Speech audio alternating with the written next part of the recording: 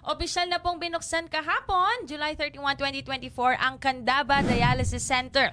Ayon kay Candaba Mayor Rene Maglangke, hindi na po kailangan pang bumiyahe ng malayo ng mga pasyente ng kidney o na may kidney disease sa bayan ng Candaba para sa kanilang gamutan.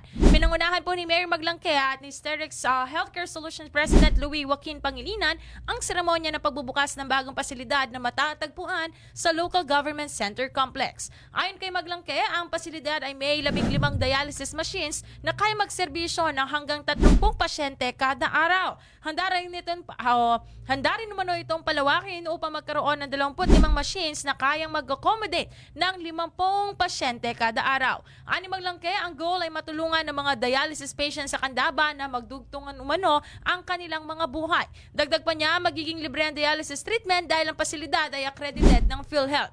Iniutos din ni Maglangke sa mga barangay chairman na magbigay ng libreng transportasyon sa mga pasyente. At dagdag pa ng alkalde, lahat ng pwedeng ibigay ay ibibigay umano ng libre para mapagaan ang buhay ng mga pasyente dahil alam umano nito ang hirap na kanilang pinagdadaanan araw-araw sa kanilang mga buhay.